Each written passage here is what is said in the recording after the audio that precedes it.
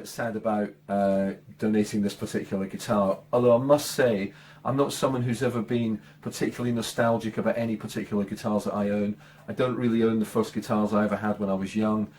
They come and go quite a lot. As long as the guitars I've got do what I need them to do, I'm quite happy. The only possible exception to that is in fact this Brian May guitar, of course, because growing up as a massive Queen fan, I had the first 6 Queen albums, I think it was, before I had an album by any other band. The first single I think I ever bought was Bohemian Rhapsody.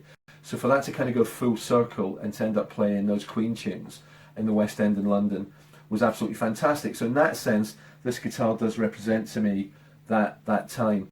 Now it wasn't my full-time gig. I wasn't in all the time by any stretch. The 2 principal guitar players who were Alan Darby and Laurie Wisefield, and I used to cover for Alan. But I did about 500 shows over about 7 years. So I did a lot, but it was 1 or 2 a week. It wasn't in all the time. So it always felt like an event. It always felt like an occasion, and I loved the music. So in that sense, it was fabulous to do.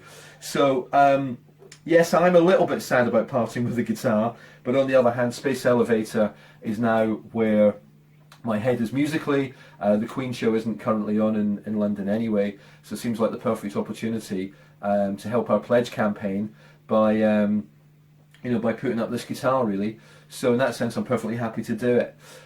In terms of the things I'll remember most about doing We Will Rock You, and the memories I'll treasure from it, I suppose, did meet a lot of friends there and a lot of other fantastic guitar players I got to play with. So that was brilliant.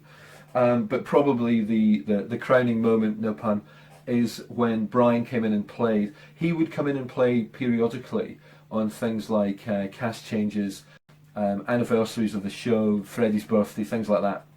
I was lucky enough to be in on one such occasion. It was a cast change actually, and he would come in and play Bohemian Rhapsody. So he'd be down on stage kind of rocking out, and that was amazing to go that full circle thing of having bought Bohemian Rhapsody as my first single to then be playing Bohemian Rhapsody with Brian in the West End in London to 2,000 people was absolutely brilliant. So that would be that will certainly be the memory I most take away from doing We Will Rock You on this guitar.